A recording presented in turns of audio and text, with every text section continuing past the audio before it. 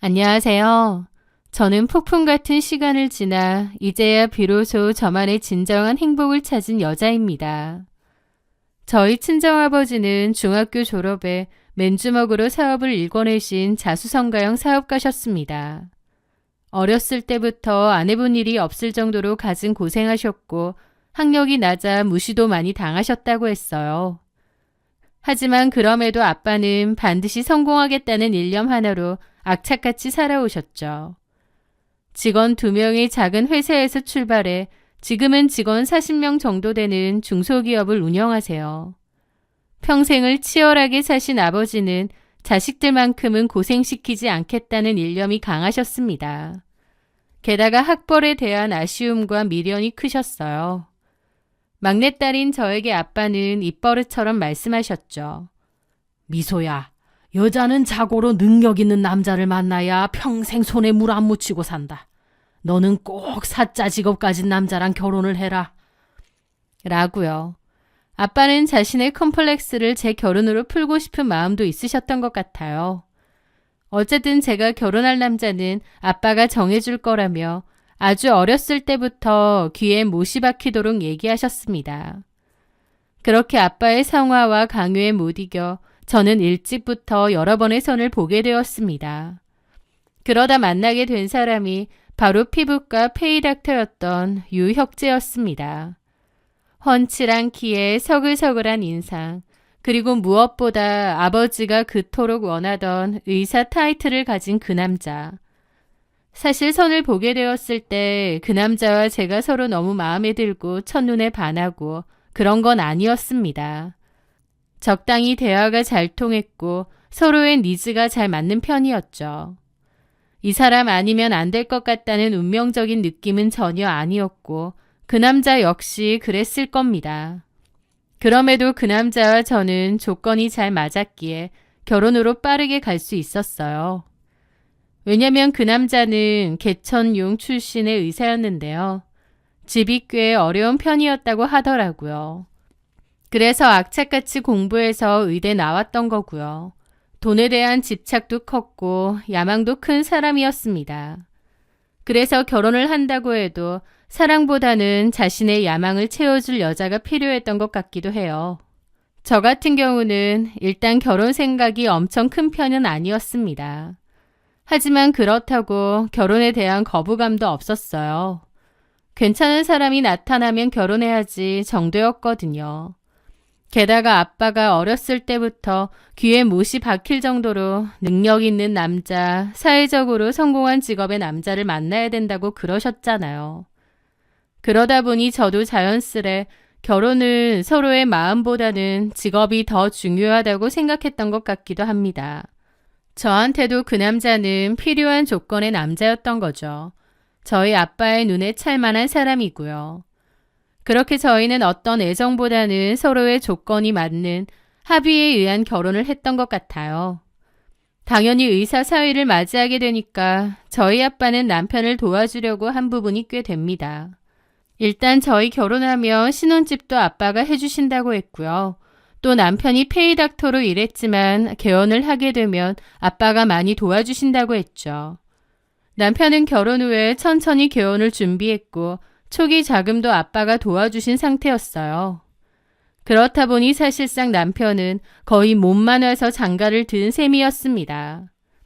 어쨌든 그렇게 저희는 결혼을 하게 되었는데 그 후 남편은 뻔뻔할 정도로 당당하게 금전적 지원을 요구하더라고요. 아빠도 해준다고 약속한 부분이 있기 때문에 흔쾌히 해주신다고 했지만 남편은 그런 걸 고마워하지도 않았습니다. 그저 당연히 받아야 될 걸 받는다고 생각하더라고요. 의사 사위 맞이했는데 이 정도는 당연히 해주셔야 되는 거 아니냐라고 생각하는 게 너무 눈에 보일 정도였죠. 어쨌든 거기까지는 괜찮았습니다. 서로가 원하는 조건이 있었고 그 조건에 부합해서 하는 결혼이었으니까요. 저도 아빠의 등살에 못 이겨 결혼을 한 감이 없지 않아 있었지만 그 정도는 얼마든지 괜찮았습니다. 그런데 결혼하고 나서 보니 남편은 제가 생각했던 것과 너무 다른 사람이더라고요. 저한테 말하지 않고 속인 부분도 있는 겁니다. 결혼 전까진 몰랐는데 결혼하고 보니 남편에겐 빚이 있더라고요. 몇 천만 원 정도였긴 한데 갚지도 않고 그대로 이자만 나가고 있었죠. 말은 학자금 관련한 빚이라고 하는데 저한테 은근히 그걸 갚아주길 바라는 거예요. 저는 그런 건 알아서 갚으라고 했습니다. 그 정도면 남편이 갚을 수도 있는 돈인데 그것마저도 우리 집에서 갚아주길 바라는 게 어이없더라고요. 그렇게 거절을 하자 남편은 노골적으로 섭섭해했고요. 또 빚 말고도 남편에겐 문제가 있었습니다. 바로 명품에 병적으로 집착한다는 점이었습니다. 남들 눈을 엄청 신경 쓰고 겉으로 꾸미는 것에 집착하더라고요. 피부과 의사다 보니까 피부 관리하고 이런 건 다 알겠는데 명품을 너무 좋아하는 겁니다. 없이 살았다가 이제 돈을 좀 벌게 되니 거의 환장하는 수준이었죠. 저는 평생 여유롭게 산 편이었지만 명품을 그렇게 좋아하진 않습니다. 몇 가지가 있긴 해도 그냥 필요하고 마음에 들면 사는 정도지 남편처럼 모든 걸 다 명품 브랜드에서 사야 되는 건 전혀 아닙니다. 하지만 남편은 옷이며 신발, 심지어 집에서 사용하는 가구, 그릇들까지 다 명품 브랜드로만 사자고 하더라고요. 솔직히 그 돈 아껴서 자기 대출부터 갚아야 되는 거 아닌가 싶었는데 또 그러진 않는 겁니다. 저랑은 소비 습관이 많이 달랐죠. 빚이 있음에도 자기 필요한 거 먼저 사야 되는 주의였으니까요. 가만 보니까 남편은 이렇게 안 갚고 버티다 보면 또 저희 친정에서 알아서 갚아주겠지 생각하는 것 같기도 했습니다. 하지만 저도 남편의 그런 행동이 얄미워 딱히 그럴 생각은 없었지만요. 그렇게 결혼하고도 시간이 좀 지났을 때였습니다. 남편의 핸드폰에서 사진 옮길 게 있어서 갤러리에 들어갔다가 어떤 여자랑 여행을 갔다 온 사진을 우연히 발견하게 되었습니다. 황당해서 날짜를 보니 결혼 전이었더라고요. 제 기억엔 이날 학회 세미나 때문에 제주도를 간다고 했던 것 같은데 제주도가 아니라 어떤 여자랑 밀월 여행을 즐기고 온 거였어요. 기가 막히더라고요. 저랑 결혼 바로 직전이었는데 이런 일을 벌인다니요. 저는 바로 남편에게 따졌습니다. 이 여자는 도대체 누구냐고요. 그랬더니 남편은 잘못했다고 빌면서 전 여친이라고 술술 불더라고요. 나랑 결혼 준비하는 동안에 전 여친 만나서 밀월 여행? 이건 진짜 아니다 싶었던 저는 바로 이혼하자는 얘기를 했습니다. 신뢰가 깨졌으니 같이 살긴 어렵다고요. 그러자 남편은 파리처럼 빌더군요. 미소야, 내가 정말 잘못했다. 왜 남자들 결혼 전에 기분 싱숭생숭하고 그래서 충동적으로 엉뚱한 짓 많이 하잖아. 갑자기 전 여친한테 연락을 해본다던가 그런 식으로. 나도 그랬나 봐. 각 잡고 전 여친이랑 여행까지 갔다 왔는데 이게 충동적인 거야? 그리고 충동적이라고 하면 뭐가 달라져? 어쨌든 바람핀 거잖아. 내가 진짜 잘못했어. 근데 이거 결혼 전이잖아. 결혼 후엔 이런 일 절대 없었어. 맹세코. 지나가던 개가 웃을 소리였습니다. 저는 웃기지 말라고 결혼 직전에 전 여친 만나서 여행 가는 남자면 결혼해서도 분명 딴짓거리 할 거라고 나는 더 이상은 못 산다고 했습니다. 이혼을 준비할 거니까 그런 줄 알라고 하면서요. 그때 저는 정말 이혼을 결심했습니다. 그런데 공교롭게 이틀 뒤 아빠 회사 창립기념일 행사가 있었어요. 아빠 주변 지인분들도 축하해주러 많이 오셨죠. 일단 정해진 행사니까 그거 끝내고 이혼 얘기를 하려고 마음먹었습니다. 그렇게 저와 남편도 참석을 했죠. 이 행사만 끝나봐라 바로 남편과 정리하겠다고 부모님께 말씀드려야지 거듭 다짐하면서요. 그런데 그날 아빠가 저희 남편을 데리고 여기저기 지인들에게 엄청 자랑하고 다니시는 겁니다. 우리 의사 사위라면서요. 아빠는 의사 사위를 맞이한 게 너무 기쁘고 자랑스러우셨나 보더라고요. 남편도 신나서 저희 아빠 비위 맞추면서 싹싹한 척 세상 성격 좋은 사위인 척 굴었고요. 그걸 지켜보는 저는 너무 착잡했죠. 아빠가 저렇게 신나하시는데 거기다 대고 이혼을 하겠다는 말이 도저히 안 나오는 겁니다. 그래서 이혼을 좀 망설이게 되었는데 눈치 빠른 남편도 제가 망설이는 걸 알았는지 저한테 선물 공세며 이벤트 공세를 하면서 싹싹 빌더라고요. 결혼 전 일이니 한 번만 봐달라고요. 다시는 그런 짓 하지 않겠다고 하면서요. 눈물까지 글썽였죠. 사실 결혼 전이든 뭐든 바람을 폈다는 사실은 똑같잖아요. 그런데 이미 아빠 때문에 이혼이 망설여진 저는 결국 오랜 고민 끝에 이혼을 포기하기로 했습니다. 그래, 결혼 전에 그랬으니까 라고 애써 합리화하면서요. 대신 남편에게 또 걸리면 그때는 바로 이혼이라고 집에서 몸만 나가라고 했죠. 남편도 다시는 그런 일 없을 거라고 여러 번 맹세했고요. 찝찝함이 너무 컸지만 결국 그런 선택을 하고 말았습니다. 마음 한켠에선 잘난 남편 얻으려면 이 정도는 감수해야 하는 건가 보다 라며 스스로를 가스라이팅 하기도 했고요. 아빠 핑계를 댄 것도 있지만 아니다 싶었을 때 그만둘 용기가 저에게도 없었던 것 같습니다. 그 결혼 생활은 겉으로는 잔잔한 호수처럼 평화로워 보였습니다.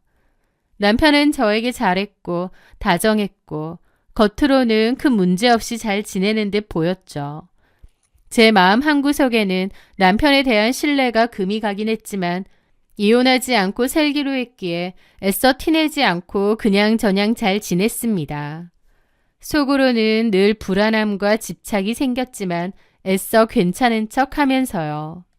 그러던 어느 날 남편이 대학 동기들과 1박 2일로 바다 낚시를 다녀오겠다고 했습니다.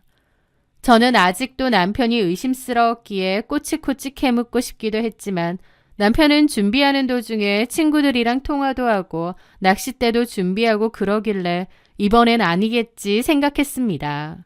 하지만 막상 남편이 집을 나가고 나니 제 마음속에 있던 의심은 걷잡을 수 없이 커져가더라고요.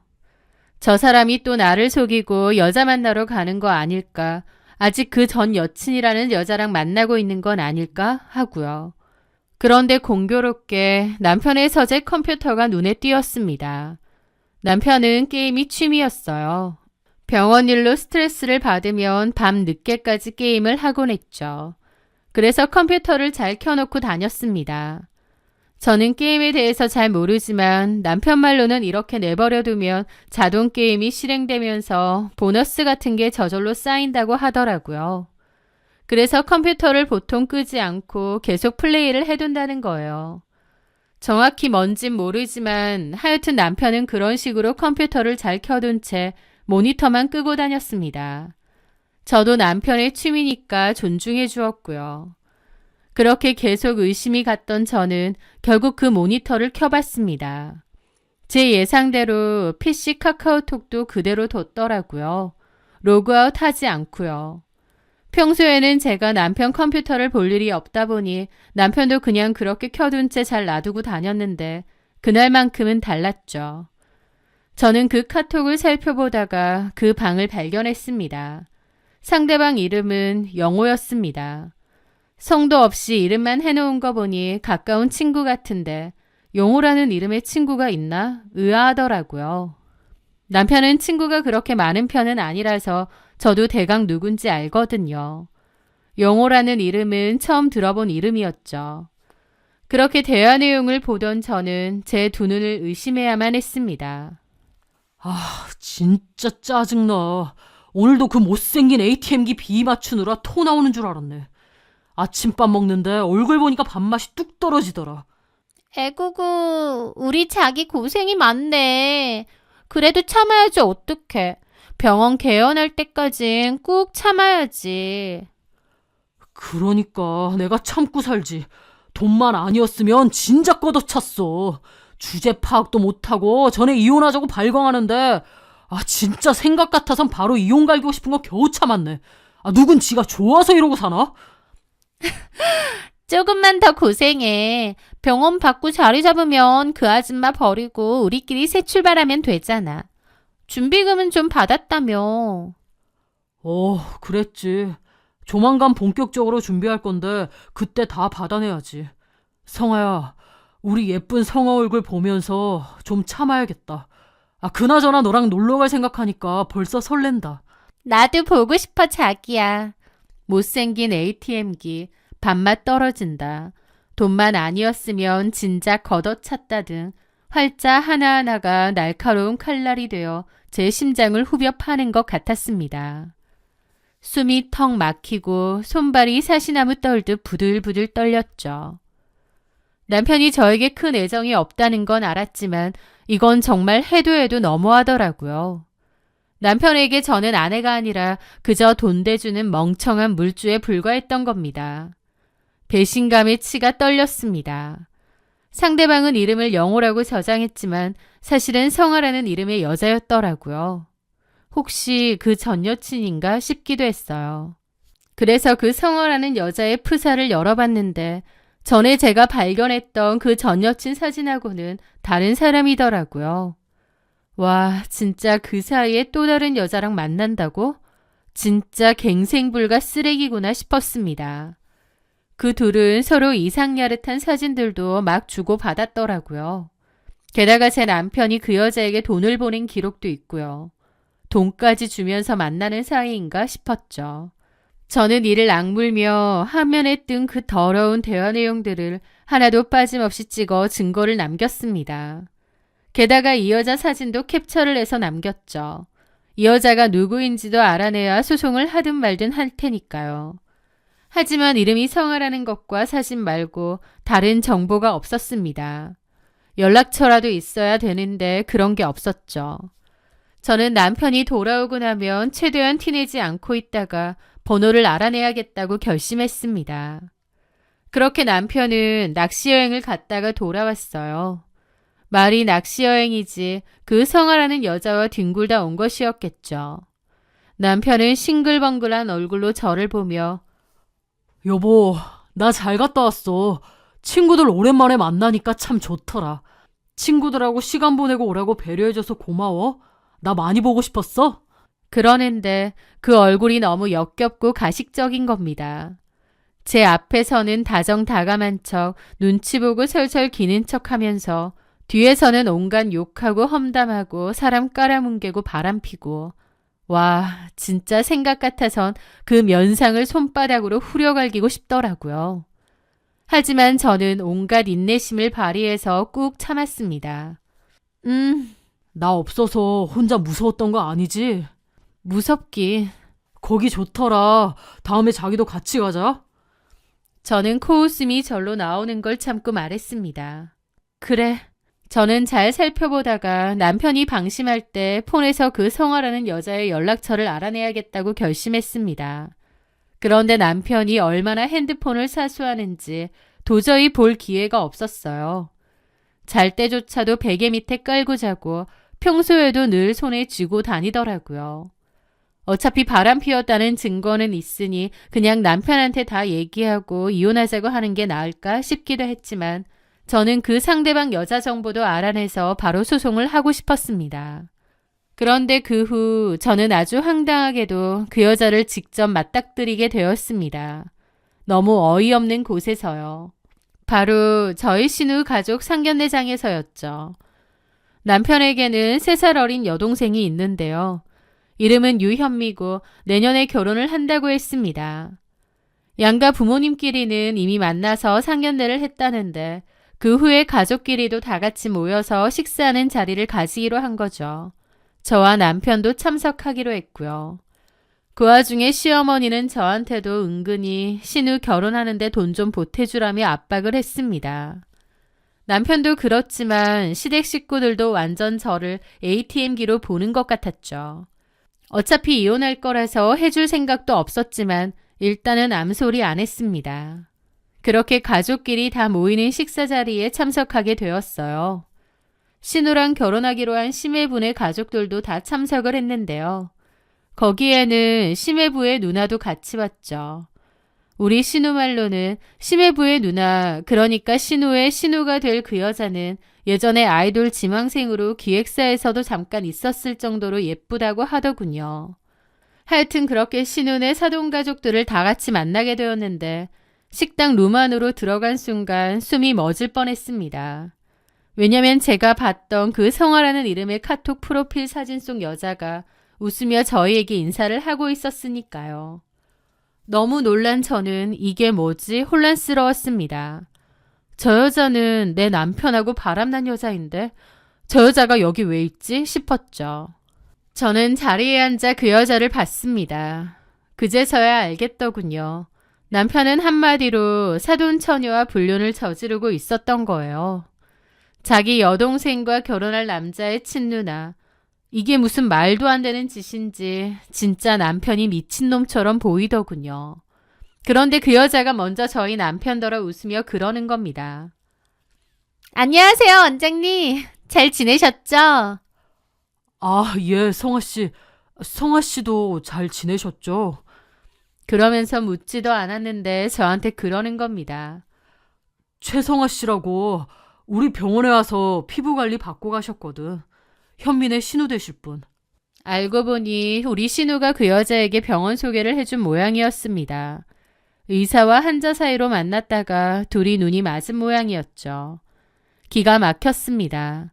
남편은 그 자리에서 그 여자와 정말 의사와 환자 정도의 관계처럼 혹은 사돈 간의 관계처럼 딱 그 정도의 사이인 것처럼 연기를 하더군요.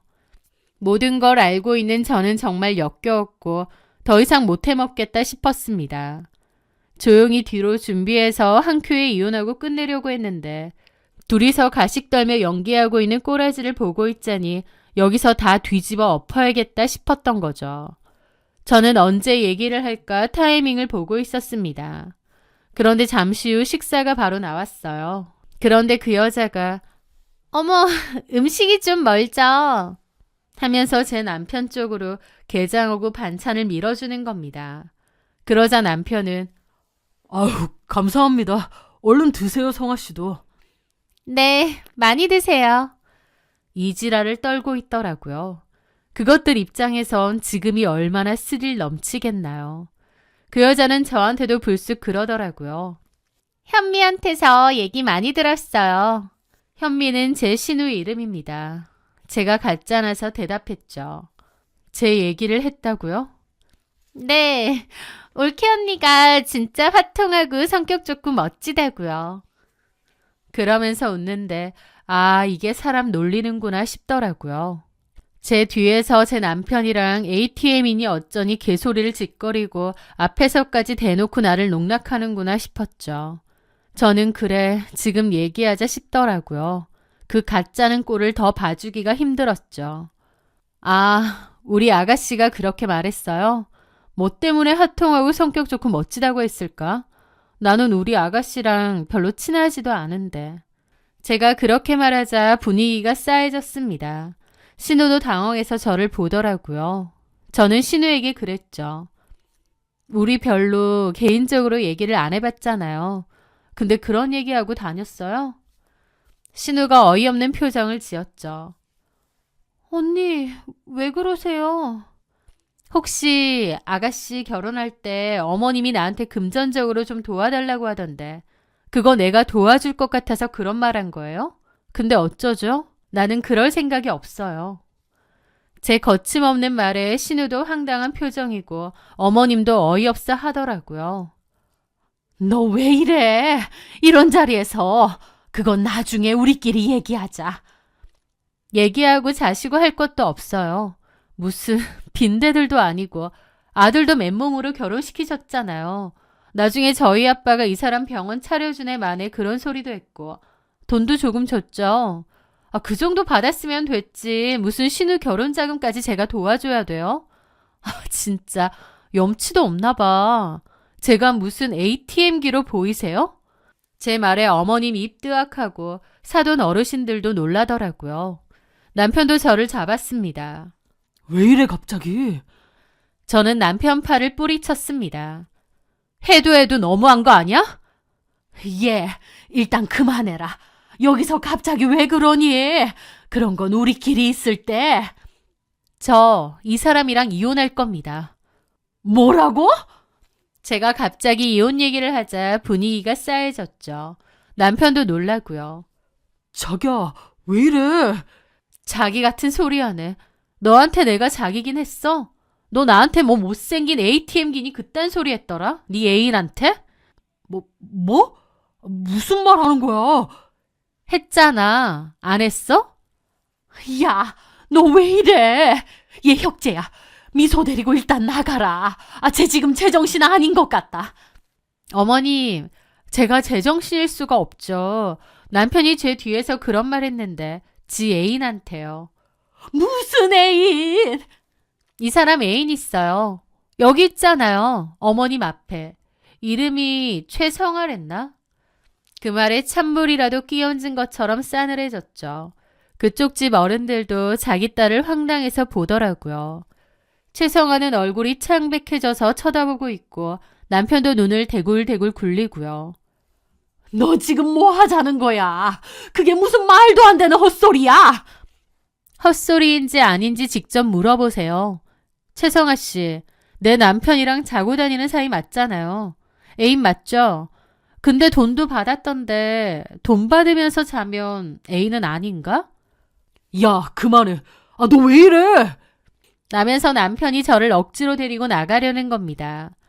저는 손을 뻗어 앞에 있는 물컵을 잡아채서 남편 얼굴에 뿌려버렸죠. 야! 너랑 전현이랑 자고 다니면서 나한테 뭐? 못생긴 ATM? 병원 받으면 손절 칠 거라고. 에라이 개새끼야. 따위로 살지 마. 너랑 나랑 뭐 대단한 사랑 있어서 결혼한 거 아닌 건 맞아. 그래도 결혼까지 했으면 최소한의 책임감은 있어야지. 결혼 전에도 바람핀 거 걸렸어도 한 번 넘어가줬더니 내가 상등신 호구로 보이디? 너는 진짜 발정난 미친놈이야. 어떻게 네 여동생 신우될 사람이랑 그러고 다니니? 아, 그래. 그런 거 보면 전현도 제정신은 아니지. 최성아 씨, 돈이 궁했어? 근데 어쩌지? 얘 직업만을 사지 완전 빈털털이야. 쥐뿔도 없고 페이닥터로 돈 받는 거? 그거 지 명품 산다고 다 날려. 얘네 가족들도 완전 빈대들이고. 아, 하긴 그런 인간한테 돈 받는 너도 똑같네. 아주 쌍으로 거지 같은 것들이네. 제가 그렇게 말했더니 어머님이 얼굴이 사색이 되어 저를 붙잡는 겁니다. 야, 너 어디서 모함이야? 그게 말이 된다고 생각해? 너 무슨 의부증 있는 거 아니야? 정신병 있는 거 아니냐고. 어디 의심할 사이가 없어서? 저는 그 자리에서 폰을 꺼냈습니다. 그리고 그 둘이서 여행 가서 찍은 사진, 게다가 서로 야식꾸리한 분위기에서 찍은 사진을 어머님과 신우 핸드폰으로 전송했죠. 직접 보세요. 정신병은 제가 아니라 어머님 아들이 있는 것 같네요. 어머님도 신우도 사진을 보고 경악을 하더라고요. 서로 쳐다보는데 오빠, 이게 다 뭐야? 오빠가 진짜 이랬다고? 오빠 미쳤어? 아니, 그게 아니라 성화라는 여자는 얼굴이 터질 듯이 변해서 어쩔 줄 몰라 하고 그 집 부모님도 기가 막힌지 뒷목을 잡으시더라고요. 누나, 진짜 그랬어? 진짜 현민의 오빠랑 그랬다고? 제정신이야? 서로 기가 막혀하는 그 꼴을 보며 저는 제 가방 챙겨서 벗어났습니다. 그리고 집에 가자마자 남편 짐 대충 챙겨서 밖으로 던져버리고 비번도 바꿔버렸어요. 이 사실을 다 알게 되고 가장 먼저 폭발한 건 저희 아빠였습니다. 아빠는 화가 머리끝까지 나서 남편 병원에 찾아갔고 바로 멱살 잡았죠. 야, 이 쓰레기 같은 놈아. 감히 내 딸을 ATM기 취급을 하고 바람을 펴? 왜 이러세요? 놓으세요. 못 넣는다. 원장 어디 갔어? 환자랑 따로 만나서 부적절한 사이 맺는 거 니네 대표 원장은 알아? 내가 이거 그냥 넘어갈 줄 알아? 거기 환자들도 다 있었는데 아빠가 난리를 피우는 바람에 완전 뒤집어졌죠. 남편은 결국 그 병원에서 해고가 되었고 그 일대의 소문이 다 퍼졌다고 하더라고요. 신우의 결혼도 당연히 산산조각이 났습니다. 남편은 그 길로 쫓겨났고요. 친정아버지는 유능한 변호사를 선임해 남편에게 지원해 주려고 했던 병원 개원 자금을 10원 한 장까지 악착같이 회수했죠. 그리고 저도 이혼 소송을 통해 남편에게 유책 사유를 물어 위자료를 청구했고 상간 여인 최성아에게도 상간 소송을 걸었습니다. 아빠는 그런 쓰레기 같은 놈을 소개해줘서 미안하다며 다른 괜찮은 사람을 찾아보겠대요. 하지만 저는 그런 아빠의 제안을 단칼에 거절했습니다. 아빠가 원하는 사윗감인 것 같아 큰 애정 없이 한 결혼이었는데 결국 이렇게 됐다고. 누군가를 또 만나고 싶지도 않지만 설령 만난다고 해도 내 뜻대로 만나겠다고요. 제가 받은 상처가 크다는 걸 아빠도 잘 알기에 더 이상 저에게 재혼을 강요하진 않으시더라고요. 저도 너무 큰 상처를 받았고 사람에 대한 불신으로 힘든 시간을 보냈습니다.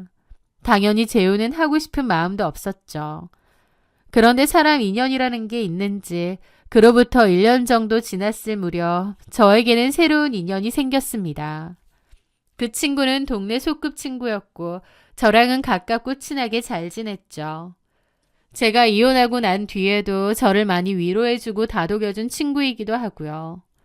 그냥 친구였다고 생각했는데 어느 순간 이성의 마음이 싹 트기 시작했고 그 후 그의 진심에 마음을 열고 재혼을 결심했습니다. 두 번째 결혼이라 처음보다 더 큰 용기와 믿음이 필요했는데 그런 제 마음을 알아주고 달래준 사람이었죠. 그렇게 재혼한 남편과는 참 편하고 행복하게 잘 지내고 있습니다.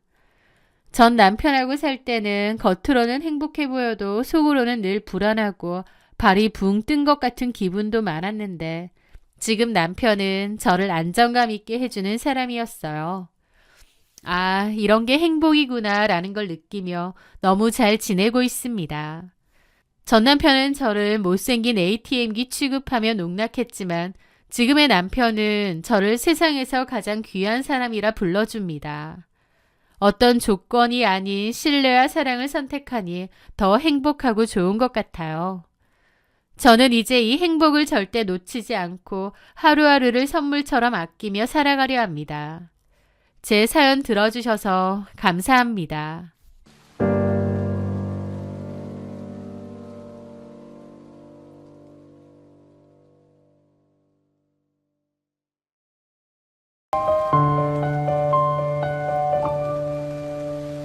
안녕하세요. 저는 현재 고3 딸과 고1 아들을 키우며 하루하루 치열하게 하지만 누구보다 성실하게 살고 있는 40대 여자입니다. 저에게는 너무나 부끄럽고 치떨리는 이야기가 있습니다. 저희 아이들한테도 해가 될까 어디 가서 속 시원히 말 한 번 못하고 벙어린 냉가슴이었죠. 하지만 이제 시간이 어느 정도 흘렀기에 익명의 힘을 빌려 이곳에 훌훌 털어놓으려 합니다.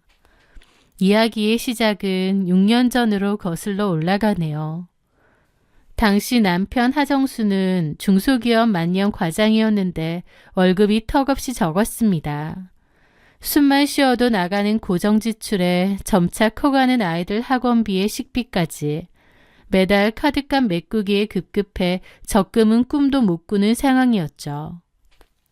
엄마, 나도 수학학원 다니고 싶어. 친구들은 다 선행학습하는데 나만 진도 못 따라가. 어린 아들의 그 한마디가 제 가슴을 후벼 팠습니다. 남편 월급만 바라보다가는 안 되겠다 싶더군요. 가만히 있을 수 없어 제가 팔을 걷어붙이기로 했죠. 하지만 제가 가진 기술이라곤 요리 솜씨뿐이었습니다. 평소 동네 엄마들 사이에서도 소연 엄마가 무친 나물은 왜 이렇게 맛있냐, 반찬 너무 맛있다, 좀 나눠주라는 소리를 심심찮게 들었던 터였어요. 간도 정말 잘 맞추고 제가 하면 김치볶음밥 하나도 맛있다는 말을 자주 들었죠. 저도 나름 제 손맛에 자신감이 있었고요. 하지만 창업이라는 게 쉽지 않았기에 좀 오랫동안 고민하고 이것저것 많이 알아봤습니다. 결국 친정에서 돈을 좀 빌렸고 용기를 내어 아파트 상가 귀퉁이에 작은 반찬 가게를 열었습니다. 작은 5평짜리 가게였죠. 저는 친정에서 돈까지 보태준 마당이니 정말 죽기 살기로 해보자 싶었습니다. 돈을 벌려고 시작한 건데 더 까먹으면 안 되니까요. 새벽 4시에 일어나 도매시장에서 제일 싱싱한 채소를 떼어오고 조미료 하나 없이 멸치 육수 우려내고 갖은 정성 어린 마음으로 반찬들을 만들었습니다. 내 가족, 내 아이 먹인다는 심정으로요. 한식 반찬이라는 게 워낙에 손이 많이 가는 것들이 많잖아요. 손목은 혹사당하니 늘 시큰시큰. 퇴근하고 나면 파스를 덕지덕지 붙여가기도 했죠. 하지만 절대 게을리하지 않고 열심히 했습니다. 그리고 다른 반찬 가게와 차별화를 두기 위한 메뉴도 엄청 고심했어요. 그냥 단순한 반찬이 아니라 우리 가게에 와야 먹을 수 있는 반찬들이 필요하다고 판단했거든요. 참 열심히 악착같이 잠 아껴가며 레시피 짜고 집에서 만들어보고 노력했던 것 같습니다. 그런데 그 진심이 통했는지 오픈하고 얼마 지나지 않아 소위 대박이 터졌습니다. 처음 오는 손님들도 맛있다며 단골이 자주 되었고 그러면서 자연스레 홍보가 되더라고요. 제가 굳이 나서지 않아도 지역 맘카페에선 알아서 홍보도 되었습니다. 엄마 손맛 나는 진짜 반찬 맛집, 다양한 메뉴가 있음, 아이 먹을 메뉴도 많음. 이런 식으로 입소문이 퍼지기 시작했던 거죠. 전에는 아파트 주민분들만 왔다면 나중에는 좀 먼 동네에서도 오시는 거예요. 어떻게 오셨냐 물어보면 맘카페 보고 왔거나 주변 지인의 추천으로 일부러 오셨다는 분들도 정말 많더라고요. 저희 가게는 작고 초라한 반찬 가게일 뿐인데도 문전성시를 이룰 정도로 장사가 잘 됐습니다. 채우기가 무섭게 손님들이 반찬을 싹쓸이해 갔어요. 사장님, 메추리알 장조림 남은 거 없어요? 오이소박이 예약 안 돼요? 오후 3시면 재료 소진 팻말을 걸어야 할 정도로 장사는 잘 됐습니다. 그맘때 저는 친정 식구들에게 와서 아르바이트 좀 해달라고 했고 엄마의 올케 언니까지 와서 같이 일을 했죠. 충분히 잘 됐지만 저는 그 기세를 몰아가기로 했습니다. 바로 유아 맞춤 반찬 배달 사업이었죠. 요즘 맞벌이 부부들이 아이 먹거리에 워낙 예민하다 보니 저염식 유기농 재료를 내세운 키즈 식당 구독 서비스를 시작했어요. 이건 전부터 하고 싶다고 생각만 하다가 잘 되는 김에 도전해보자 싶었죠. 친정 식구들은 이미 반찬 가게가 충분히 잘 되는데 그런 걸 왜 하냐고 만류도 했지만 저는 자신이 있었습니다. 그렇게 시작했고 오시는 손님들 대상으로 홍보도 열심히 했어요. 그 사업도 다행히 잘 됐습니다. 배달 요청이 많았고 단골 손님들도 점차 늘어났죠. 친정 엄마와 올케 언니에 이어 여동생까지 합류했고 나중에는 저희 오빠까지 참여했습니다.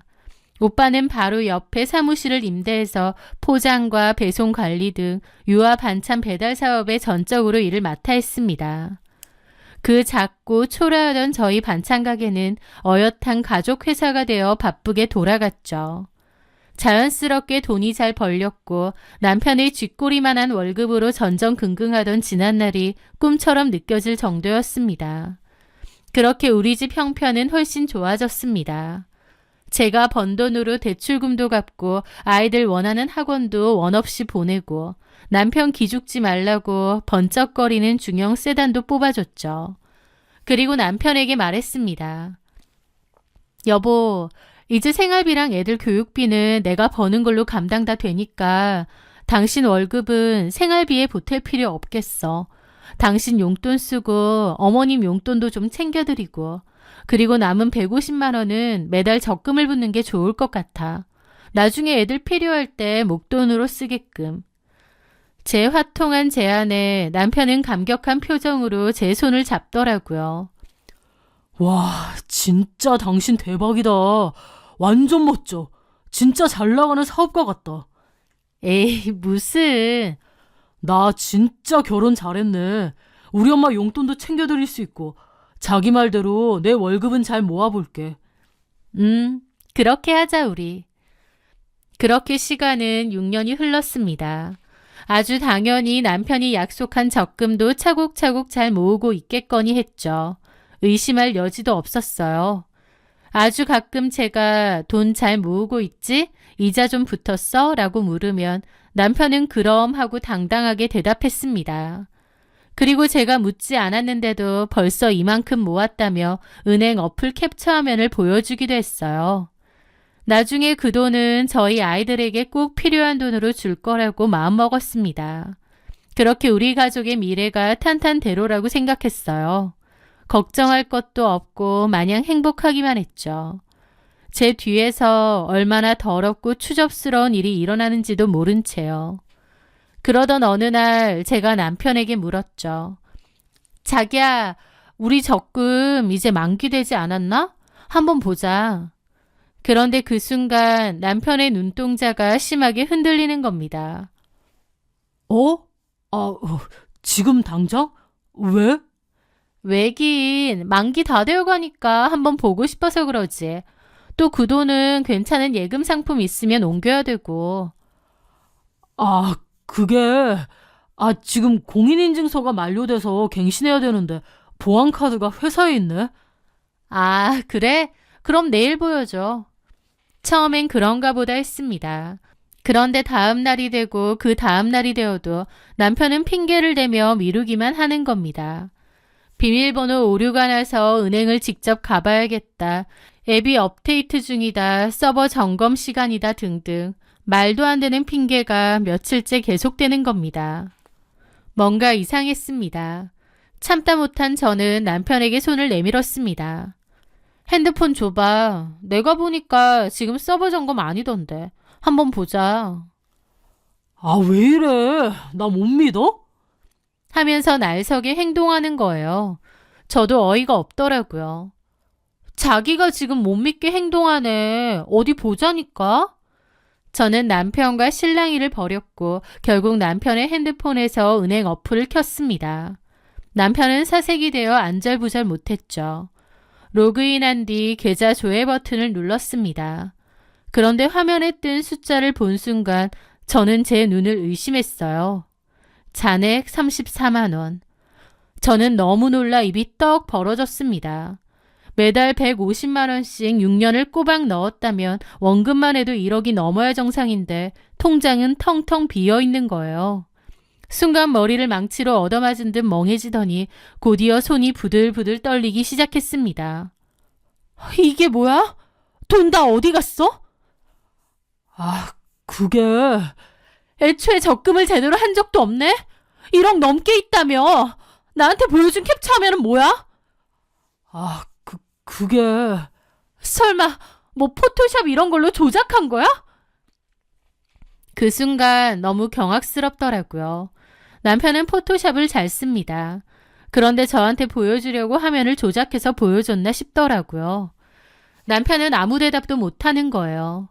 저를 작정하고 속였다 생각하니 입이 떡 벌어졌죠. 왜 이런 거야? 도박했어? 주식으로 다 날렸어? 왜 이랬는지 말해! 제가 악을 쓰며 다그치자 남편은 바닥에 무릎을 꿇고 충격적인 고백을 했습니다. 미안해, 자기야. 사실, 그 돈 재수 씨한테 보냈어. 뭐? 동서한테? 왜? 정호 형편 어렵잖아. 형으로서 모른 척할 수가 없었어. 그래서 매달 생활비를 좀 보태주느라. 기가 막혔습니다. 말문이 턱 막히더라고요. 6년간 자기 동생을 도와줬다는데 어떻게 저한테 말 한마디 없이 거짓말을 할 수가 있나요? 그리고 어쨌든 시동생도 배달 일을 하고 있습니다. 알아서 돈 잘 벌고 있는데 시동생한테 돈을 보내줘야 될 이유가 뭐가 있나요? 어처구니가 없더라고요. 사실 시동생인 하정우는 온 집안이 극구 반대하는 결혼을 하면서 가족들과 연을 끊다시피 하고 살고 있습니다. 시부모님이랑 거의 연락도 안 하고 아주 가끔 안부 전화 정도만 한다고 하더라고요. 특히 어머님은 아직도 동서를 못마땅해 하고 둘째 아들을 이해 못하세요. 왜냐면 동서 서성민은 아버지가 깡패 출신의 교도소에 들어가 있다고 했거든요. 그 사실을 알고 시부모님은 절대 결혼 안 된다고 반대를 했습니다. 게다가 알고 보니 동서와 시동생이 처음 만난 곳이 다름 아닌 토킹바라는 거예요. 시동생은 그곳을 드나드는 단골 손님이었고 동서는 거기에서 일을 했답니다. 마리아 바텐더지만 전문 바텐더가 아니고 그냥 손님들이랑 앉아서 술 마시고 대화 나누고 그런 곳이래요. 이 사실을 알게 된 시부모님은 당연히 극구 반대하셨죠. 어디서 술 따르던 여자를 며느리로 들이냐면서요. 그때 시어머니는 식음을 전폐하고 들어 누우셨고 집안 꼴이 말이 아니었습니다. 저희 남편도 시동생한테 정신 차리라고 했었죠. 하지만 동서는 그때 임신을 했고 시동생은 시댁 식구들과 의절하다시피 하고 결혼을 강행했습니다. 사실 저도 동서를 몇 번 보긴 했지만 저도 동서가 좀 껄끄럽더라고요. 실제로 만나보면 좀 맹하면서도 껄렁거리기도 하고 싸가지도 없고 여튼 별로 마음에는 안 들었습니다. 어쨌든 시동생네는 그렇게 반대하던 결혼을 했는데요. 결혼 초반에 동서가 일찌감치 돈 사고를 크게 쳐서 시동생네 회사에까지 가압류가 들어왔다고 했습니다. 결국 시동생이 회사를 그만두고 퇴직금으로 빚을 갚았다고 했는데 그 후로 배달 일을 한다고 하더라고요. 동서가 계속 집에서 아이 키우고 살다가 최근에야 네일샵 알바를 시작했다고 들었고요. 형편이 썩 좋지 못하다는 건 저도 남편에게 건너들어 알고 있었습니다. 동서가 씀씀이가 꽤 크다고 하더라고요. 그래서 시동생이 벌어오는 돈으로 힘들다고 했습니다. 어쨌든 남편 입장에선 동생이 힘들게 사니 도와주고 싶었겠죠. 하지만 그렇다고 저와 상의 한마디 없이 이러는 법이 어딨나요? 저도 새벽부터 밤 늦게까지 손목이 으스러져라 일하는데요. 남편은 미안하다고 싹싹 빌었습니다. 여보, 내가 형으로서 마음이 아파서 그랬어. 사실 정호가 배달하다가 오토바이 사고가 크게 났는데. 정말? 도련님이? 언제? 조금 됐는데 어쨌든 그랬대. 그래서 한동안 일도 못하고 빚도 많이 쌓였다는 거야. 내가 그걸 어떻게 모른 척해. 형인 내가 도와줘야지. 근데 도련님이 당신한테 전화해서 그런 말을 했다고? 아니, 정우가 아니라 재수씨가. 정우가 그런 말할 성격은 아니잖아. 저는 뭔가 이상하더라고요. 아무리 동서가 말을 했다 해도 제가 아는 시동생은 자존심이 무척 센 사람입니다. 연락도 잘 안 하고 사는 형의 돈을 받을 사람 같지가 않았어요. 저는 혹시 동서가 거짓말하는 게 아닐까 싶었죠. 동서는 그렇게 진실된 사람처럼 보이지 않았으니까요. 저는 며칠간의 고민 끝에 시동생에게 전화를 걸었습니다. 왕래가 거의 없던 형수에게서 갑자기 전화가 왔으니 시동생도 당황한 눈치였죠. 형수님, 어쩐 일로? 저는 조심스럽게 운을 뗐습니다. 도련님, 갑자기 죄송해요. 뭐 물어볼 게 있어서. 뭔데요? 그이가 도련님 걱정을 많이 하더라고요. 들어보니까 배달일 하다가 오토바이 사고 크게 났다고. 네? 제가요? 네. 제가 언제요? 형이 그러던가요? 저 사고 난 적 없는데요? 머리를 한 대 세게 얻어맞은 것 같았습니다. 시동생의 목소리는 황당함 그 자체였습니다. 남편이 거짓말했구나. 그제야 알겠더라고요. 도련님이 아닌가? 맞아. 남편 아는 동생이 배달일 하다가 사고가 났다고 했나 보다. 제가 착각했나 봐요. 그래요? 예, 저는 어쨌든 사고 난 적 없어요. 그렇구나. 미안해요. 잘 지내죠? 똑같죠. 형이랑은 연락 잘 안 해요? 각자 사는 거지 연락할 일이 있나요? 안 한 지 꽤 됐어요. 형수도 잘 지내시죠? 반찬 가게 잘 된다던데. 예, 다음에 시간 되면 한번 보시던가요. 들어가세요. 도련님도요. 감기 조심하고. 그렇게 전화를 끊고 멍하더라고요.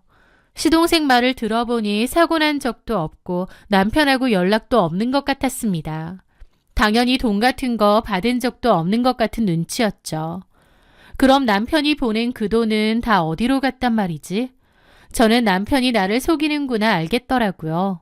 그래서 떨리는 손으로 잠든 남편의 핸드폰을 뒤졌습니다. 그리고 카톡도 뒤져보게 되었죠. 어렵지 않게 한 채팅 목록을 발견할 수 있었습니다. 채팅방을 누르는 순간 지난 수년간 쌓인 대화들이 판도라의 상자처럼 쏟아져 나왔습니다. 스크롤을 올리면 올릴수록 저는 숨을 쉴 수가 없었습니다. 경악 그 자체였죠. 오빠, 입금 확인했어. 땡큐. 넉넉히 넣었어. 맛있는 거 사 먹어?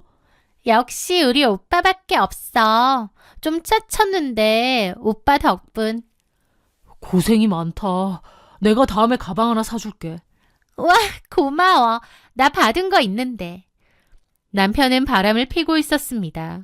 그 여자에게 돈도 주고 선물도 주더라고요. 더 충격적인 건 대화뿐만 아니라 사진도 주고받는다는 거였습니다. 두 사람이 모텔이나 펜션에서 찍은 낯뜨거운 사진들, 서로의 신체 부위를 찍어보는 사진들까지 수두룩했습니다. 남편이 지난 6년간 매달 150만 원씩, 아니 그 이상을 보낸 상대는 시동생이 아니었습니다. 그런데 남편이 6년간 불륜인 것보다 더 충격적인 사실은 따로 있었어요. 바로 남편의 불륜 상대 때문이었죠. 남편의 불륜 상대는 다름 아닌 동서였습니다. 남편이 동서에게 돈을 보낸 게 맞는데 그게 자기 동생을 위해서가 아니라 동서인 서성미에게 보낸 거였죠. 두 사람이 불륜 관계라니, 그것도 돈까지 받는 그런 사이라니요. 저는 입이 다물어지지 않더라고요. 동서는 시동생이 배달해서 번 돈으로는 힘들게 생활한 척 하면서도 뒤에서는 저희 남편에게 받은 돈으로 사치를 부리며 이중생활을 즐기고 있었더라고요. 남편놈은 동서에게 매달 150씩 척척 주면서 그 더러운 관계를 이어갔던 거고요. 구역질이 나서 견딜 수가 없었던 저는 화장실로 달려가 모조리 개원했습니다. 그리고 나니 속에서 천불이 올라오고 눈물이 막 흐르더라고요. 저는 침대로 달려가 자고 있는 남편의 등짝을 발로 걷어찼습니다. 진짜 죽여버리고 싶은 심정이었어요. 야, 일어나! 당장 일어나! 남편은 비명과 함께 바닥으로 굴러 떨어졌습니다. 뭐야? 당신 미쳤어? 왜 이래 새벽부터? 미친 건 내가 아니라 너지, 더러운 새끼야! 저는 남편의 면상에 핸드폰을 집어 던졌습니다. 액정에 띄워진 동서와의 적나라한 카톡 대화방이 남편의 눈앞에 떨어졌죠. 비몽사몽하던 남편은 화면을 보자마자 귀신이라도 본 듯 사색이 되어 굳어버렸습니다. 6년 동안 아주 재밌었니? 형수랑 도련님 놀이가 지겨워서 서방님 마누라 놀이라도 했어? 네가 사람 새끼냐? 어떻게 동생 와이프랑 이런 생각을 해? 저는 이성을 잃고 남편의 뺨을 후려쳤습니다. 남편은 제 바지가랑이를 붙잡고 매달리더군요. 여보, 내가 죽을 죄를 지었어. 잠깐 미쳤었나 봐. 사실 재수 씨가 먼저 꼬리쳤어. 정말이야. 난 그냥 도와주려다 휘말린 거야. 닥쳐. 내가 대화 내용 다 봤는데 그 말도 안 되는 변명하고 싶니?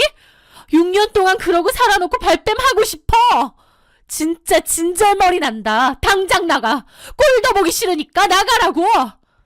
저는 그 길로 안방 장록을 뒤집어 남편 짐을 대충 쌌습니다.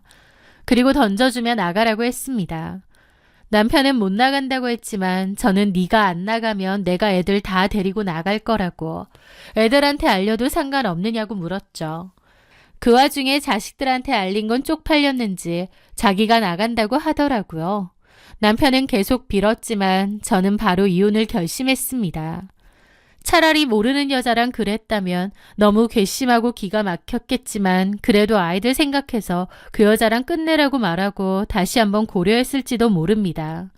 하지만 그 상대가 동서라니, 이건 도저히 그냥 넘어갈 일이 아니었죠. 다음날 바로 변호사를 선임해 이혼 소송을 준비했습니다.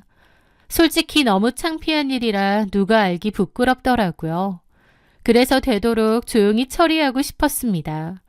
그런데 며칠 뒤 시어머니에게서 전화가 왔습니다. 남편이 아마 시댁으로 간 모양인데 네가 뭔데 내 아들을 쫓아내느냐고 화를 내는 거였죠. 어머님 하는 말을 들으니 지 입으로 재수씨랑 바람났다고는 차마 말을 못하겠는지 동생네가 어려워서 몰래 생활비 좀 대주다가 걸렸는데 아내가 이혼하자고 한다라고 한 것 같더군요. 형이 동생 좀 도와줬다고 이혼하자고 보내는 게 말이 돼? 너 반찬 가게 좀 잘 된다고 이제 배는 게 없니? 돈 좀 번다고 남편이 우스워 보여? 시댁이 우스워 보이냐고? 어디서 남편을 쫓아내? 시어머니의 적반하장에 기가 차서 말이 안 나왔습니다. 어머니, 1억이 넘어요. 저랑 상의 한마디 없이 1억을 퍼줬다고요. 정호 내가 오죽 힘들면 그랬겠니? 형이 되어서 동생 힘들어하니 도와준 걸 가지고 네가 마음 좀 곱게 쓰고 덮어주면 될 일을 가지고 이혼이니 뭐니? 당장 들어와서 정수한테 사과해라. 기가 막혀서 헛웃음이 터졌습니다.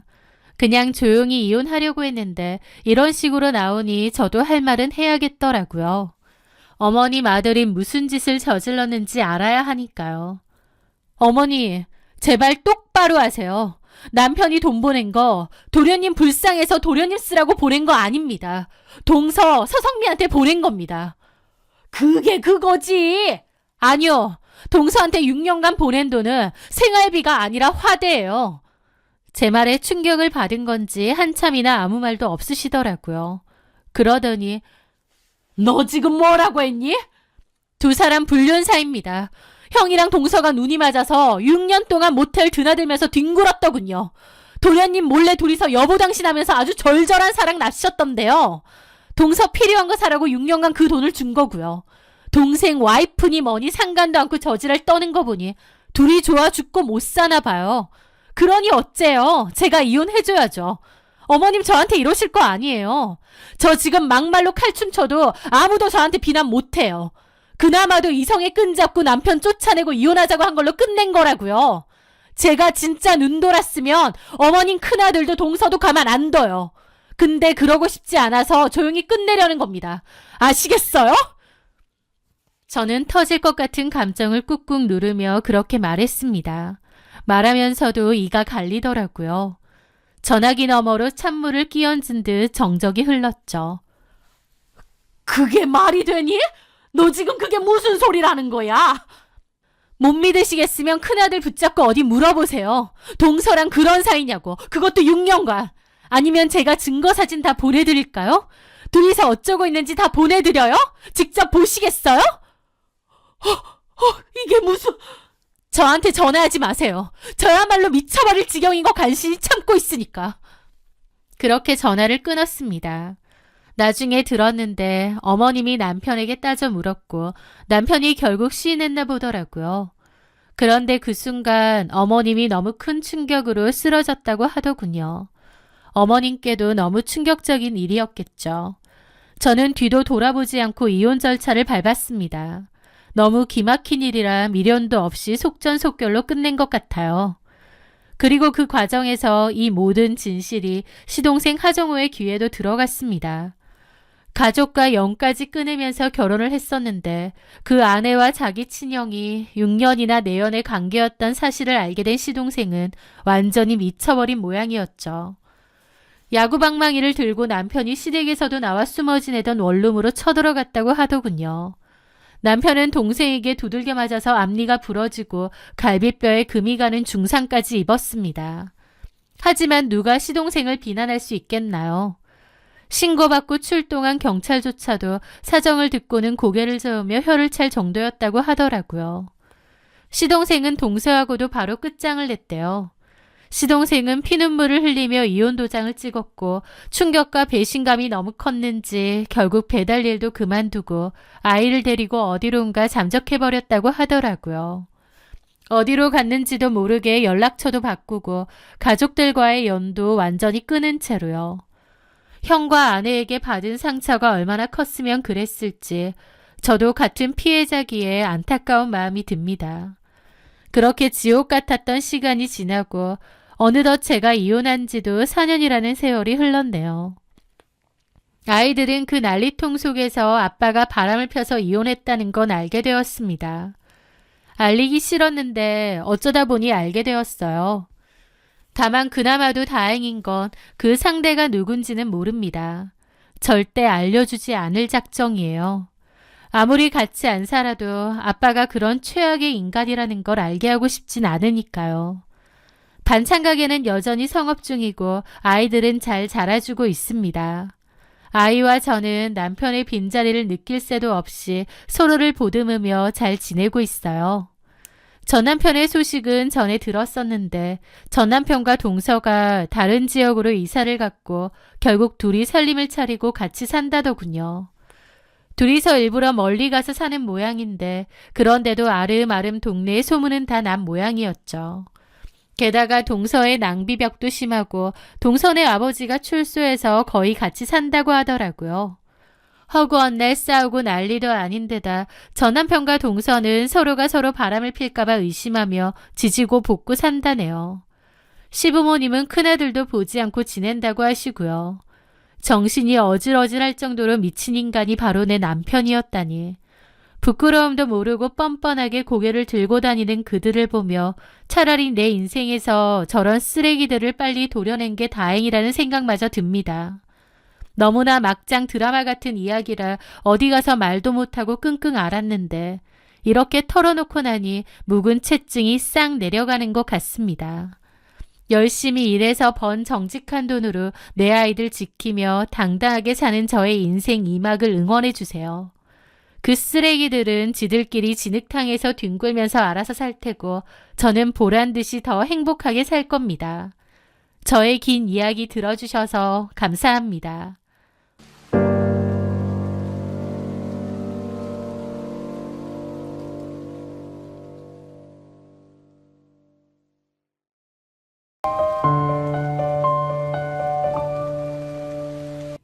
안녕하세요.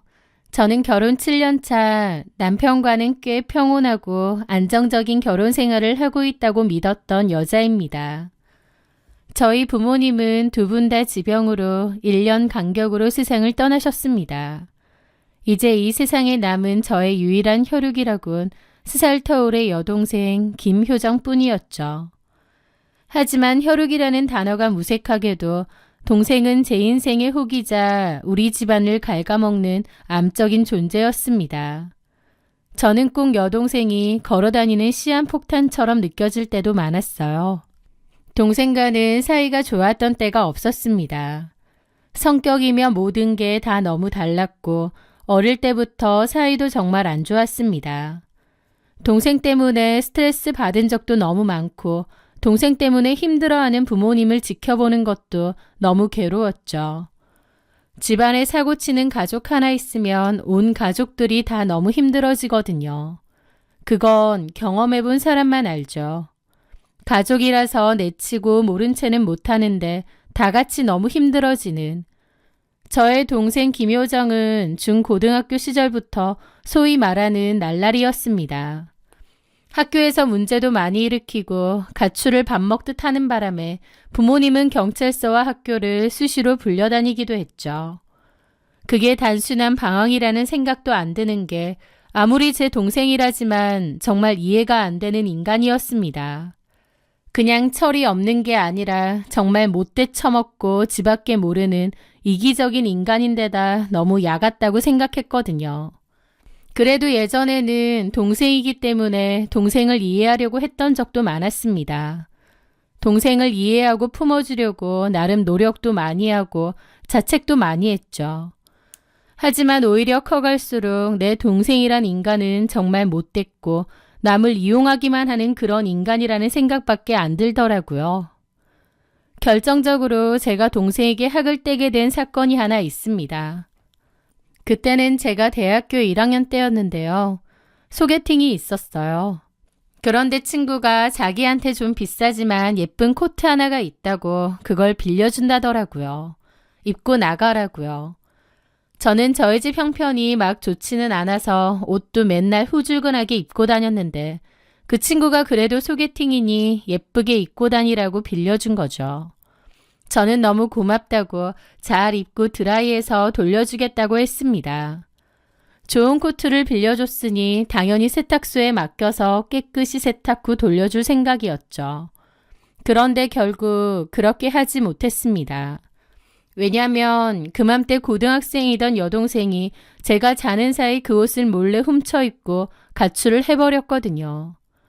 툭하면 하던 가출이긴 한데 나갈 거면 그냥 나가지 제 친구한테 빌린 옷까지 몰래 훔쳐서 입고 나간 거예요. 빌린 옷이라는 것도 잘 알면서요.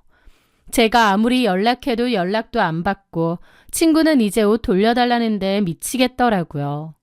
동생이 가출하면서 입고 나갔다고 말할 수도 없고 이를 어쩌나 싶어 발을 동동 굴렸습니다. 동생한테 욕도 해보고 경찰에 신고할 거라고도 했는데 다 씹더라고요.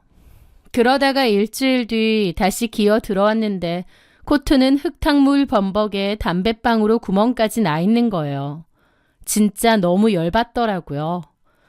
허구한 날 처하는 가출, 나갈 거면 그냥 나가지 왜 내 옷은 훔쳐서 입고 나가냐, 그거 내 친구 옷인데 어쩔 거냐, 그거 얼마나 비싼 건 줄 아느냐 난리쳤더니 동생이란 게 적반하장으로 쌍욕을 퍼붓더니 돌연 제 머리채를 잡는 겁니다. 저도 그때 악에 받쳐서 여동생 머리채 잡으며 한바탕 싸웠는데 제가 더 힘이 셌기 때문에 동생은 꼼짝도 못하고 저한테 맞았죠. 그런데요, 저한테 머리채 뜯긴 동생이 분했는지 갑자기 부엌에서 식칼을 들고 나온 겁니다. 저는 그때 일이 아직도 잊혀지지 않아요. 너무 놀라서 얼어붙어 버렸죠. 여동생은 저한테 욕을 하며 죽여버린다고, 네가 언니면 다냐고 덤벼들려고 했습니다. 등골이 오싹해지며 깨달았죠. 아, 얘는 진짜 괴물이구나.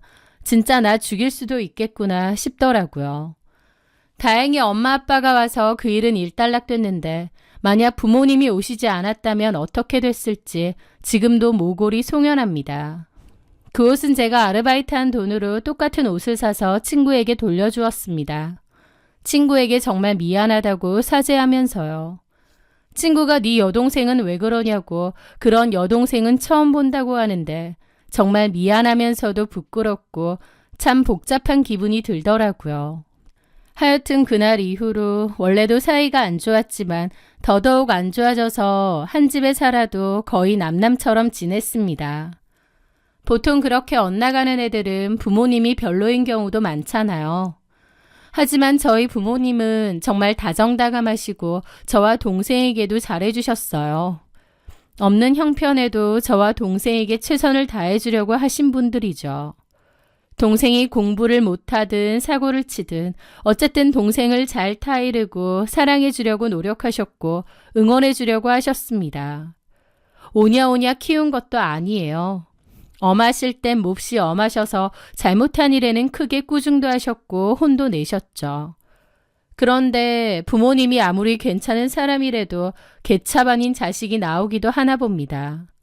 저는 늘 고생하며 사시는 부모님이 안타까웠는데 오히려 동생은 그런 부모님을 이용하려고 하고 불쌍한 척하면서 돈 타내고 부모님 원망하고 왜 돈 없으면서 나를 낳았느냐 상처 주고 한 뱃속에서 나온 동생인데도 진짜 하는 행동 보면 치가 떨리더라고요.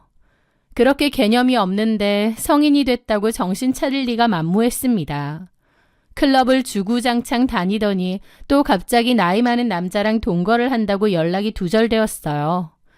차라리 집에 안 오는 게 속 편했습니다. 집에 오면 부모님 들들 볶아대며 돈 달라고 하니까요. 하지만 그 남자랑 몇 개월 살다가 헤어졌는지 집에 들어왔는데 새삼 살겠다며 부모님한테 미용학원을 끊어달라더군요. 그렇게 몇백 학원비를 받아갔는데 실습 한번 나가더니 더럽고 치사해서 못해 먹겠다며 때려쳤어요. 그 요리학원을 또 다니겠다고 없는 형편인데도 부모님한테 몇백 돈을 또 뜯어갔는데 끈기도 없는지 학원 다닌 지 얼마 안 돼서 때려치우더라고요. 지금 생각해보면 애초에 학원을 등록한 건지도 모르겠네요. 마지막으론 공무원 준비를 하겠다며 매달 돈을 또 뜯어갔습니다. 공부한답시고 원룸 전셋집을 차지하고 앉았는데 말이 좋아 공시생이지 사실상 공부 하나도 안 하고 10년째 백수로 사는 겁니다. 공부는커녕 매일 술 마시고 놀러 다니는 거 제가 모를 리 없었죠. 한 번은 저한테도 돈 없다고 쌀 돈도 없다고 징징거려서 돈을 좀 보내줬는데 그 돈으로 지 친구랑 일본 여행 갔더군요. 진짜 질렸죠. 저는 더 이상 밑 빠진 독에 물 붓기 싫어서 부모님한테도 말씀드렸지만 부모님은 그래도 자식이라고 어쩔 수 없이 지원을 하시더라고요. 저는 거의 남남처럼 살았고 명절 같은 때나 가끔 만났습니다. 그러다가 부모님이 돌아가셨는데 부모님 병원비랑 빚에 장례비 처리하느라 부모님이 살던 작은 빌라를 팔아서 그 빚 갚는 데 정리했습니다. 남은 유산도 없었죠. 그나마 몇천 남은 건 동생이랑 저랑 나눴고요. 그리고 이제 알아서 살아라 했어요. 나이가 33이고 우애 좋은 자매 사이도 아니었고 저도 여동생이 지긋지긋했거든요. 여동생은 계속 불쌍한 척하면서 저한테 손을 벌리려 했고 저는 나가서 알바라도 해라. 이제 네 나이면 네가 스스로 책임지고 살아라 그랬습니다. 그랬더니 또 욕 가득한 문자를 보내더라고요. 진짜 동생이 어쩌고 살든 인연 끊고 살고 싶었는데 황당하게도 언제부턴가 제 남편이 뜬금없이 제 여동생을 챙기기 시작하는 겁니다. 여보, 그래도 처제인데 우리가 모른 척하면 어떡해. 내가 조금씩 도와줄게. 저는 너무 황당했죠. 왜냐면 남편은 원래 제 여동생을 굉장히 한심하게 봤습니다. 저조차도 제 여동생이 한심했기에 남편이 보기엔 더더욱 그랬겠다고 생각해서 이해했죠. 그런데 남편이 갑자기 태도를 바꾸니 의아했습니다. 저는 그럴 필요 없다고 여러 번 말했어요. 걔는 돈을 안 주는 게 도와주는 거라고요. 그런데 제가 말려도 남편은 몰래 여동생에게 돈을 보내는 겁니다. 왜 그러냐고 하면 그래도 가족이고 제 여동생이니 챙겨야 된답니다. 남편의 달라진 태도가 뭔가 찜찜했지만 그래도 제 핏줄이라고 챙겨주는 건가 싶어 넘어갔어요. 그러던 어느 날 우연히 식탁 위에 놀린 남편의 핸드폰에 문자 알림이 떴습니다. 놀랍게도 제 여동생이더라고요. 제 여동생이랑 남편이랑 개인적인 연락을 할 이유가 없는데 말이죠. 형부, 이번 달 돈 왜 안 들어왔어요? 빨리 보내세요. 카드값 나가야 되는데. 무슨 맡긴 돈 달라고 하는데 눈이 뒤집혔죠. 이게 진짜... 저는 바로 제 폰으로 동생에게 전화를 걸어 따졌습니다. 야, 김효정, 너 미쳤니? 형부가 네 물주야? 나이가 30이 넘어서 언제까지 빌부터 살 거야? 언제까지 그따위로 살 거냐고. 그런데 동생은 코웃음을 치며 기막힌 소리를 하는 겁니다. 뭐라는 거야? 내가 형부한테 돈 달라고 했지 언니한테 달라고 했어? 형부 돈이 내 돈이야. 어디서 돈을 달라 말아야. 지랄한다. 진짜 아무것도 모르는 주제. 뭐라고? 언니, 나한테 고마운 줄 알아. 언니 가정이 잘 돌아가고 있지? 그거 다 내 덕분이거든? 뭔 개소리야. 아, 시끄럽고 형부나 바꿔. 웃기지 마. 아, 바꾸라고 이년아. 뭐라고? 그런데 남편이 놀라서 제 폰을 가져가더라고요. 그러면서 제 눈치를 보며 통화를 하는 겁니다. 그런데 남편이 뭔가 쩔쩔매는 게 보이더라고요. 황당했죠. 그리고 동생 말도 이해가 안 됐습니다. 가정이 지켜진다니? 뭔가 불길한 예감이 스치더군요. 제가 모르는 남편과 여동생과의 어떤 비밀이 있을 것 같았죠. 저는 그날 밤 남편 핸드폰 잠금을 풀고 카톡 대화 내용을 뒤졌습니다. 그렇게 읽게 된 내용은 가히 충격적이었습니다. 형부, 나 이번에 가방 살 건데 100만 원만 더 보태줘요. 이번 달은 나도 진짜 돈이 없어. 카드값도 겨우 막았어. 좀 봐주라. 그래요? 그럼 언니한테 다 불게요. 사진도 있는데. 아니면 지유 씨한테 받을까요? 알았어. 보낼게. 언니한텐 비밀로 해줘. 그 사람한테도 연락하면 안 돼? 바로 보내세요. 핸드폰을 쥐고 있는 제 손이 사시나무 떨듯 떨렸습니다. 남편은 제 여동생을 위해서 돈을 보내주는 게 아니라 여동생한테 협박을 당하고 돈을 뜯기고 있었던 거예요. 동생은 무언가 치명적인 약점을 쥐고 있는 게 틀림없었습니다. 그러니 남편은 꼼짝없이 당하며 매달 돈을 보냈던 거겠죠. 그리고 그 대화 속에 등장한 낯선 이름 지유. 낯설면서도 이상하게 어디서 들어본 이름이더라고요. 가만히 생각해보니 그 이름을 어디서 들었는지 떠오르는 겁니다. 남편이 저랑 연애하기 전 만났던 전 여자친구 이름이었어요. 제가 남편이랑 연애 시절에 우연히 전 여자친구와의 편지를 발견하면서 알게 되었거든요. 그럼 설마 남편이? 저는 남편의 폰을 속속들이 뒤져봤습니다. 그리고 발견하게 되었죠. 남편과 그 이주유라는 여자가 1년 전부터 다시 만나 불륜을 저지르고 있었다는 걸요. 남편의 불륜 사실을 안 것만으로도 억장이 무너지는데 그걸 이용해 돈을 뜯어내고 있는 게 내 친동생이라니 피가 거꾸로 솟는 것 같더라고요. 저는 새벽까지 잠을 못 이루고 있다가 그 길로 여동생이 사는 집으로 쳐들어갔습니다. 도어락을 열고 들어가니 술에 취해 자고 있는 동생이 보이더라고요. 그 모습을 보자마자 이성의 끈이 끊어졌습니다. 일어나, 이 미친년아! 저는 자고 있던 동생의 머리채를 잡아 끌어 바닥으로 내동댕이 쳤습니다. 그리고 진짜 주먹으로 발로 정신없이 때렸어요. 갑자기 자다가 저한테 쳐맞은 동생은 비명을 지르며 정신을 못 차리더라고요. 왜 이러냐, 미쳤냐, 악을 지르며 저한테 덤벼들려 했지만 자다가 갑자기 일어나기도 했고 눈이 돌아간 저를 당해낼 순 없었을 겁니다.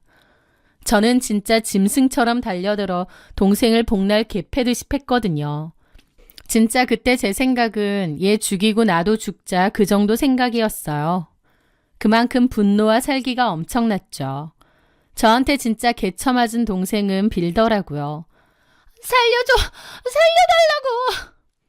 동생 얼굴에선 코피가 터졌는데도 저는 진짜 계속 때렸던 것 같아요.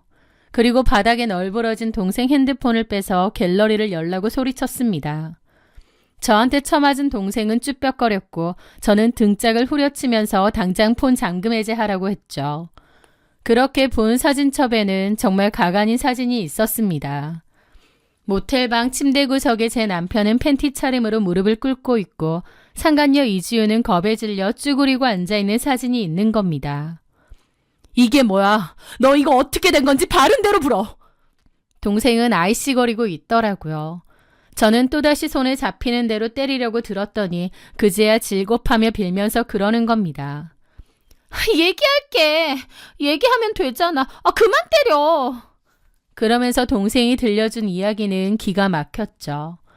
동생은 지랑 맨날 어울려 다니는 그 질환 좋은 친구들과 모텔에서 술을 마시려 했답니다.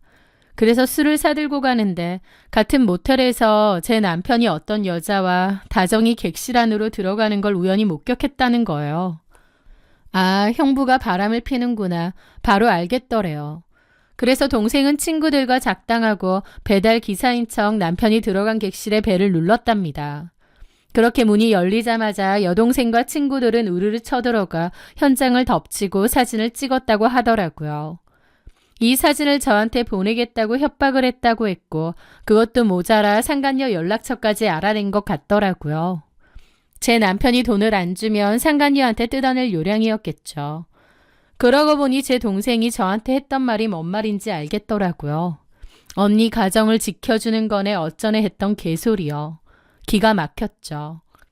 저한테 맞고 씩씩거리며 앉아있는 동생을 보는데 화도 안 나고 그냥 참담한 겁니다.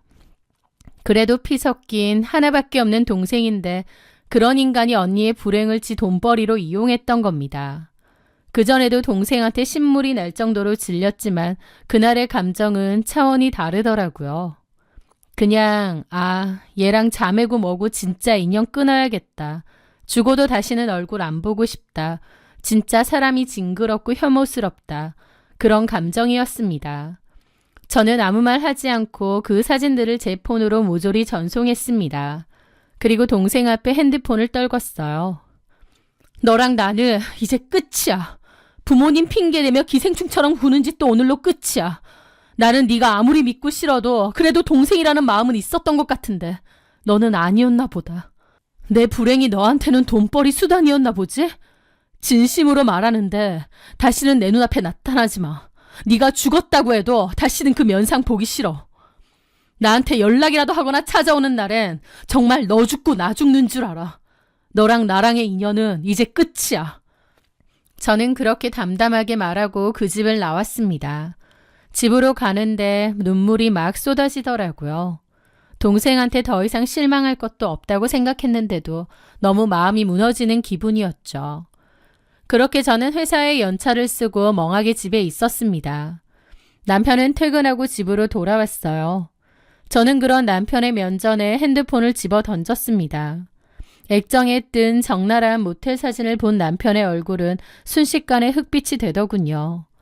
한참이나 말이 없다가 기껏 한다는 말이 처제가 보낸 거야? 그러는 겁니다. 참나, 진짜 네 꼴도 우습다. 너 모텔 가다가 걔한테 딱 걸렸다며? 남편은 아무 말도 하지 않고 입술만 깨문 채 바닥만 보더라고요. 수치스러운 얼굴이었죠. 그 여자, 네 전 여친이지? 이름 기억나. 그냥 그 여자랑 결혼해서 살지.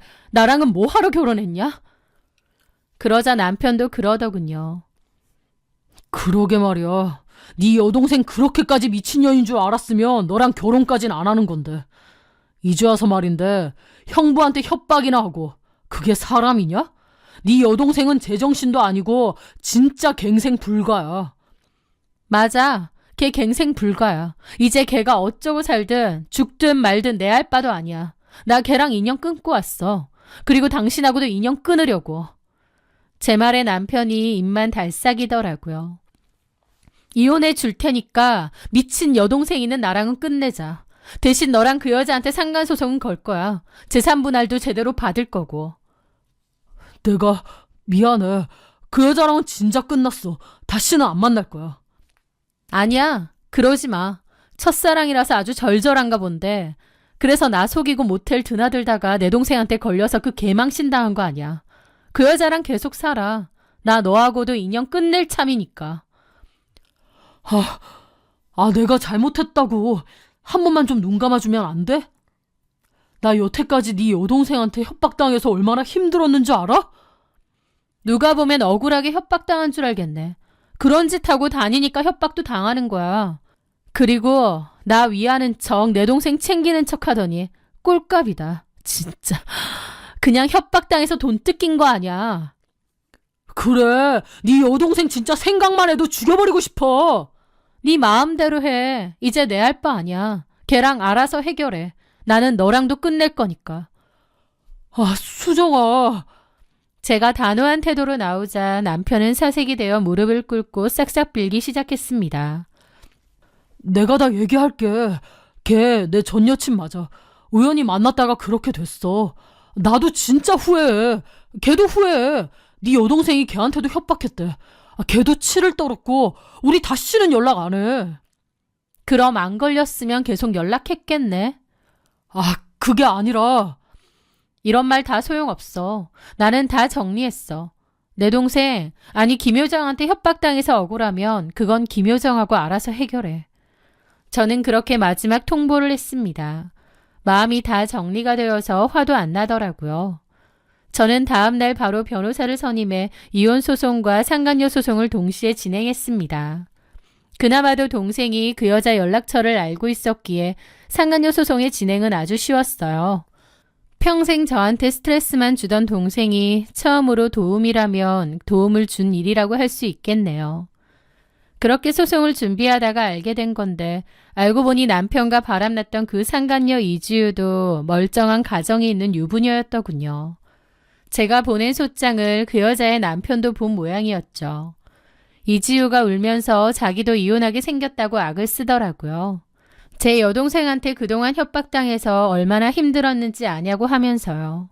그러면서 동생 고소 안 할 테니 소송 취하해달라고 하는 거예요. 웃기는 소리였죠. 저는 걔 더 이상 내 여동생 아니니 알아서들 해결하라고 했습니다.